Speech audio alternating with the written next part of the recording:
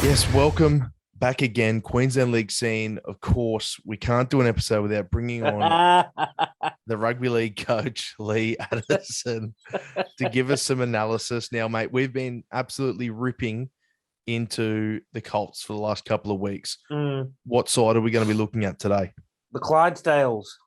Okay, yeah. Well, they're a hot topic with their club entering a Host Plus Cup team in 2023. So we might be looking at some future stars of that side. Lee, let's have a look at the footage. What are your thoughts? What are your initial thoughts? Oh, well, I had a look.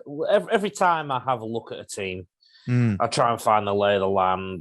Like I've told you and viewers before, I don't do too much research on personnel. I do more research on where they're at in the ladder, how many points they conceded, scored, etc., etc. mm, I'm sad to say that these Clydesdales have got the worst points difference and the worst points against of any competition ladder in the Queensland hierarchy at the minute. mm. In the ones that you see on the QRL website, anyway. Yes. So there's no way I think of making that sound any better than it is. So look, I'm just going to be showing people defense. It's not pretty, Mm-hmm. but I think there's a lot of lessons in here for everyone. I think it's very easy when you see a team ship a load of points to just blame the players and the quality of players that you've got. But what I would say is that there's so many things you can do as a coach to an extent disguise some of the problems in your team. So I've had to think about it, Taylor. I was thinking I might share my screen with you. What do you reckon? Yeah, we'll definitely share your screen, and then we'll get stuck straight into it. Okay, so the Clydesdales are coming left to right, Mm, and they're at Wynnum. And I've told you before how much I think of the Wynnum side as a side and the way they've been coached and whatnot. So we've got to sort of accept that they're going up against a strong team. Now, can you see that I've paused the tape there? yes. Can you see that the Wynnum attacker has got his nose through already? Yes. Got his nose. First collision of the game. I mean, Origins this week, and we just know that the first collision of the game, the first person who takes the ball in is not going to be getting his nose through the line like that. No. No. And Yeah. sorry, go on. You want to say something? You need bodies in front. There certainly seems to Yeah. be not enough people around. That's the 20-meter line in, and you've got the halfback making the tackle. And straight away, you can just tell by the way I've paused the footage here. They're starting too wide coming in to the collision. And you can just tell where I've paused it there that the bodies weren't in front when they made the collision. It's almost impossible that they were in front. And just look how quickly the ball is played. The markers aren't even in play. I've paused the tape here now. Just look at the spacings in between. So, this is what I was trying to say before I started rolling the tape. Some of these players might be inexperienced in defence or whatever, but you can disguise it with a better defensive structure. You can disguise it with better spacing. You can disguise it with better coaching around the ruck. This already that's the first set of the game, and they look like they've been defending for 40 minutes. This one shows some alarm in the sense that Wynnum are coming out from their own try line. There was already just an example there. I've just rolled it back for 10 seconds there. Just look at the spacings. Yeah. They're far too wide. And even with some good tacklers in there, if the spacings are that wide, the opposition aren't going to have trouble finding their front. If they find the front 1, 2, or 3 times in a set, they're going to get a rollover. But you can just see glimmers of hope in terms of ruck control effort. There is a little bit, but they also seem overall to be in too much of a rush to get off. And I've talked about this before to the viewer about how sometimes the defense can fall into the same speed pattern as the attack. Yes. How if they feel it's a fast game in attack, they'll just subtly fall into it. And I've got no doubt this Clydesdale team started to do that then. That set that I've just shown you there was one of their better sets in the first few. Yeah. Now, as you can see, so there's the problems we identified. Spacing's too wide. It was a bit hard to comment on the tackle techniques, really, when now I've got a couple of clips of some tries. Now, I had to put this one in, mate. Just sneaked out down the short side. The collision was a bit poor, so they got an offload away. Now, this fella, I had to put this in, mate. He's one of mine from a Maple Park team last year, Braden Eastop. So, Clydesdales, that try wasn't your fault. He's just a player. No, look, there's a kickoff again. Sorry, I was too busy yapping then. I'll just show Braden's try again. This is a kickoff. Look at the easy meters. Yes, that defender's tackled well, but he was left on his own, didn't get any effort, any help in the ruck control stakes there. And look at what happened in the tackle after it. So when you don't control one ruck, quite often the next ruck and the next ruck and the next ruck can be a problem. Now, I'm talking about spacings. Look at that in behind the marker. Yeah, far too much. You know, so if we're going, if Toowoomba Colts, the Clydesdales Colts are going to fix their defense, they've got to put some structure in there around the spacings, and they've got to hammer it into their players, and they've got to take a bit more pride in it, because I'll be honest, I've not really seen a player fall off a tackle yet. Yeah. In terms of just missed a front on tackle. Yes, they might have missed when they've been reaching out, but it's the structure that's failing them here. There you had a panic defense scenario. I'll just try and pause the tape here. They probably had this covered, but there's no communication, I don't think, between these two here. This third defender out here is on his own. You can tell he's trying to communicate something. You can tell the one just above the number 17, he's trying to communicate something. This fella's just come out on his own. This is more likely to happen when you don't control the rucks and you just have it becomes like a vicious cycle. People try and pull some kind of hit off to slow the momentum. Now, I've paused this tape again because this is a common mistake I see a lot. When a team makes a break like this,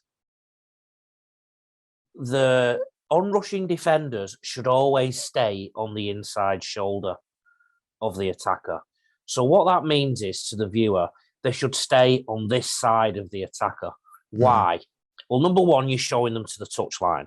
Number two, you're cutting off the option of stepping back inside. Number three, if they do score a try, the chances are it's further out wide, which gives them less chance of kicking the goal. And ultimately, our game is about points. Now, that didn't help there. He was in the right position for big chunks of it and then missed the tackle. But I'm going to point to the so number 4 here misses the tackle, gets his tackle wrong. Now, number 1. If he follows my advice and stays on the inside shoulder, then we can go through those scenarios I just said, you know. Block off the pass almost. Yeah. Stay on the inside shoulder. Instead, he overcooks it, goes onto the outside shoulder, so the attacker just turns back inside. Yeah. Now, the other thing is touchlines don't miss tackles, so you can always use a touchline, at least just to knock somebody out into touch. And I know they might not have been that close to the touchline. It's the perspective of the video, but these are just simple things to me. Again, another set coming out of exit. There's no shortage of endeavour for some players. There's the old shopping trolleys, Taylor. Yes. Yeah, the shopping trolleys are out in full force. Yeah. What I mean by that, viewer, is, look, you've got 3 men in this tackle. There's no way on earth this should be a quick play of the ball. They're all in reasonable foot position, in reasonable control of the attacking player. In fact, they virtually upend him. There is no way on earth this should be a good ruck. And they just leave him to the ground. And I would like to have seen number 12 and then the player who just come off, just fall down with the tackle, contribute to it. It wasn't even a shopping trolley, mate. They just threw the shopping on the ground, didn't they? Yeah. Like the shopping trolleys when they have their arms on and just they didn't offer anything. They've seen the price of lettuce blowing up. Right. And fuel. And there's no doubt Wynnum seems to be targeting the halfback on this side too. But to be fair, I think he's done a good job of defending, actually, in context. But yeah, it's all too wide. It's all a bit inconsistent. Sometimes is an effort to do ruck control there, but it's very hit and miss. And it's not like they're outsized by Wynnum, is it? No, it's you expect to be rolled like this if you're playing against a team twice your size. And as you mentioned many times, the effort is quite clearly there. The numbers in tackles are there. It's just the little things in and around the tackle that they can improve to just give themselves a couple of seconds at the ruck to give themselves better opportunities to make those tackles. I would like to see how much this improves with the Bulldogs connection now that that's come in to the Clydesdales for next year, how much influence they get with a bit more quality coaching, a bit more, of those high-level sort of players and staff coming through. I think it'll be a very interesting comparison. You'd hope so. I mean, to me, they look like a team that needs to spend more time on their defence. I mean, one of the important things about ball control, one of the important things about defence is having good ball control. And I've not pulled out any attacking clips today. It's all defence, defence, defence. I've stopped this tape here because of this. I mean, the two markers are in position. It's a reasonable position for the defence to be in terms of markers set. Your ABC defence should be sweet. But for some reason, the hooker fancies it, and the reason is because of the spacings here. Now, if we had Eagle Cam here, we'd be able to see the spacings. But I can just tell, just by the length at which this defender here is reaching out to make a tackle, and how the person inside him is doing the same thing to an extent, stretching out the legs to reach. Those spacings are just far too big. Far too big. And if I was coaching the Clydesdales this week, the first thing I'd do is compress the defence. Just get those bodies together, get some more people in tackles, get them tackling in numbers. I mean, I've not had that big a reason to have a go at their tackle technique. And in terms of ruck control, did you see that last ruck then? Yes. like that is the exemplar. Look at that. Yeah, it's a great effort. Do that in every tackle that you can, boys. But that needs to be coached into them. Yes. So I guess, if I turned up at the Clydesdales this week, I'd be giving all my support to these boys and saying, look, I've not seen any reason or anything to suggest that many of you can't tackle. I just want to give you some more guidance on the way you do it. Honestly, we've only done, it's only 4 minutes worth of clips this week, Taylor, even though, because I knew I'd have to stop it and start it. But honestly, did you see many players fall off tackles there? No, I didn't see anything. If anything, it was more their positioning pre-tackle that made more of an impact on the tackle itself rather than what they were trying to do. There's one other thing I did notice when I was looking at the tape, and that's that a lot of their sets, they kept the ball in play. I mean, if they are under the cosh in future weeks, what they probably need to do at the end of the set is, rather than dinking a ball into the in goal to try and score a try or try and some attacking kick, they possibly just need to kick some balls into touch on the bounce just to slow things down. So it's a scrum restart just to slow things down, because Wynnum just played that game at their tempo all the way through. And another worrying thing is, somebody who was at the game, this is only anecdotal, reckons that Wynnum only completed at 50% in that game. So yeah, really worrying for the Clydesdales. But I'm just hoping that analysis, I'm giving them some food for thought and something to hang their hat on. I don't see that many bad defenders in that team from those clips I've just seen. Yeah, absolutely. And I think it's what you said as well. And it's just little tip-ups on their system, little tip-ups, a little more repetition at training, what they need to do, how to fold into that line correctly. They can fix that. And those are things that can be fixed. Yes, they are habitual, so they'll need to be impressed over time. But once they fix, it'll make a massive difference to their defense. It'll give them so much more energy, both sides of the football, because they won't be too busy chasing their tails. That's right. All right, Lee. Well, thank you very much, Lee Addison from rugbyleaguecoach.com.au. And listen, before we go, I better mention I picked up my outfit the other day.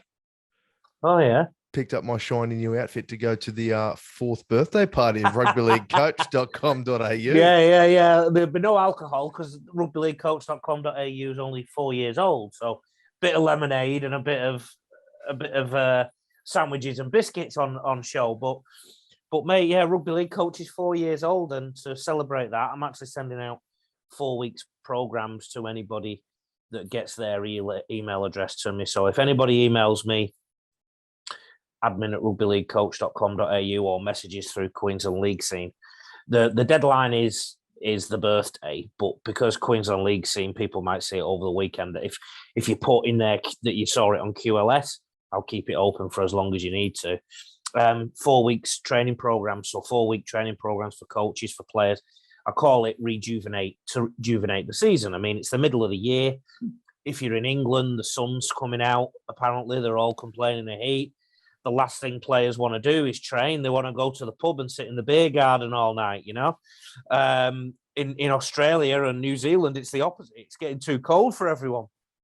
And the middle of the year can be really hard to train. I know my local team here, their opens, just the coach went on Facebook just saying, look, we only had 8 training the other day. What's going on? It is so common at this time of year. So this training plan, 4 weeks to rejuvenate the season. It's what I launched the website with 4 years ago. And this is a 2022 version as well. I'm going to send it out for free to anybody that's in touch. Mate, what a deal. Thank you very much. Congratulations. 4 years in the bizzo. So good on you, mate. And thanks for your analysis. We'll catch you next weekend. You still can't. You want to come on again next week, or 4 years old? You. Well, I don't know if I'll have a hangover after all my lemonade and crackers. Sugar rush. Bit of a sugar rush, mate. You mentioned it. I didn't want to say anything, but how's the hysteria in London at the moment over some 30-degree heat? Yeah, and I've just checked the north. There's an old saying, it's grim up north, and I can guarantee the weather is a little bit grimmer. It was 24 degrees there in Manchester, and then when I looked, it said a little gap in the rain. So it's not that hot. It's not that it's not that hot. Oh, you couldn't even get a tan in that weather. You blokes, you're kidding yourselves up there. Anyway, right. All right. Thanks very much, Lee. We'll catch you next week.